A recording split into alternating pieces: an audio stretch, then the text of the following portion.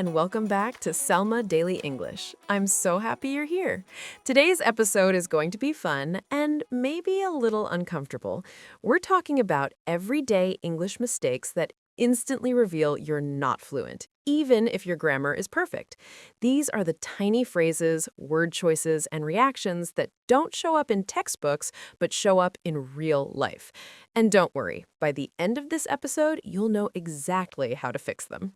To help us today, I've invited a communication coach who specializes in helping professionals sound natural and confident in English. Welcome, Daniel Harper.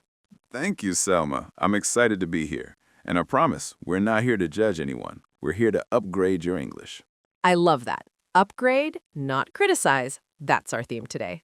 Exactly. Most learners don't have bad English. They just have slightly unnatural English. And small adjustments can completely change how confident and fluent they sound. Okay, Daniel, let's start with a real-life situation. Imagine I'm at a cafe.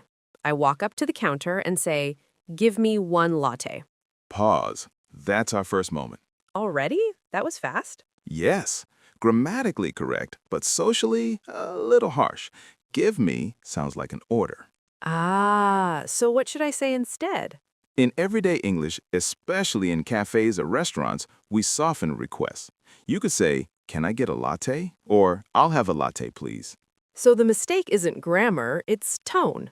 Exactly. Fluency is social awareness. Native speakers use softeners like can I, could I, I'll have, please.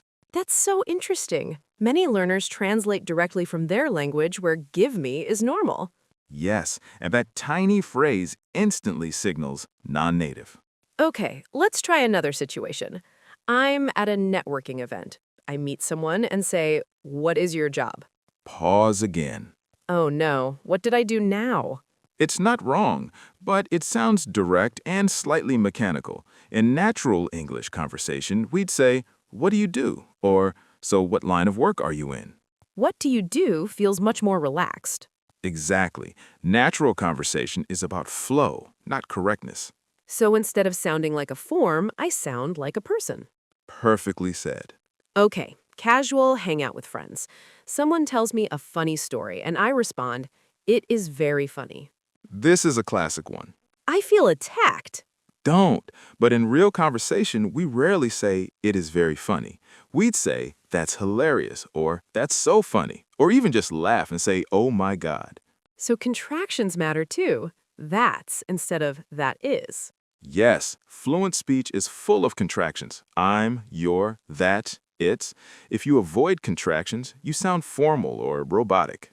That's such a small thing, but it changes everything. Exactly. Let me try another one. Someone invites me to a party and I say, "I will come." Grammatically correct, socially slightly strange. Why? Because in everyday English, we usually say, "I'll come," or even more naturally, "Sounds good, I'll be there," or "Yeah, I'd love to." So enthusiasm matters. Very much. Fluency is emotional expression, not just vocabulary. Okay, here's one I hear a lot. Someone says, "How are you?" and the learner responds with a long, detailed explanation about their stress, their job, their sleep. Yes, that's a cultural misunderstanding. In casual situations, "How are you?" is often just a greeting. A simple, "Good, thanks, how about you?" is perfect. So we don't always answer literally. Exactly. Conversation is about rhythm. Let's talk about overusing actually. Many learners say, "Actually, I am from Brazil." "Actually, I like coffee." "Actually, I think." Yes, and in English, actually can sound like you're correcting someone. It can feel confrontational. So what can we say instead? Often nothing. Just say, "I'm from Brazil," or use "by the way" if you're adding information. That's powerful. Sometimes fluency means removing words. Absolutely. Okay, one more role play.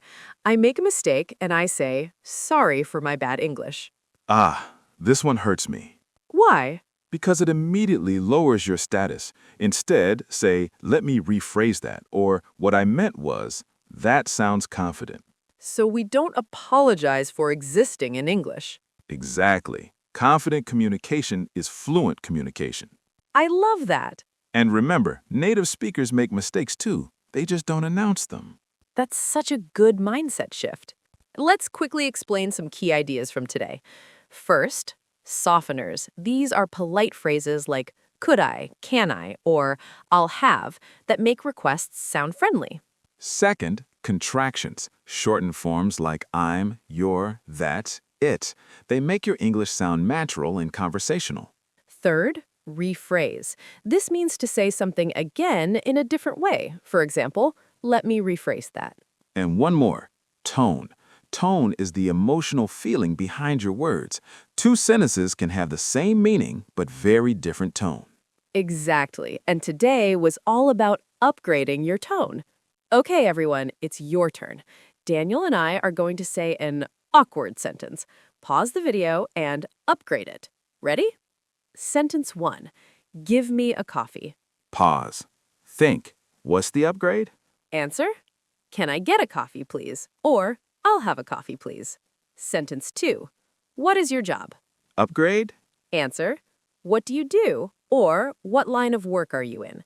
Sentence 3. Sorry for my bad English. Upgrade? Answer. Let me rephrase that. Or what I meant was, If you can do these upgrades automatically, your fluency level just jumped.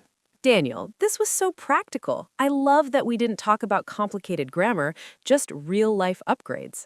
That's where fluency lives, in the small details. Exactly. And to everyone watching, remember, you're not far from fluent. Sometimes you're just one phrase away. If you enjoyed this episode, make sure you subscribe to Salma Daily English, like this video, and share it with a friend who wants to sound more natural in English. And practice these upgrades this week at a cafe, at work, with friends. Yes, and tell us in the comments, which phrase surprised you the most? Thank you so much for watching, and I'll see you in the next episode. Keep learning, keep growing, and keep speaking with confidence.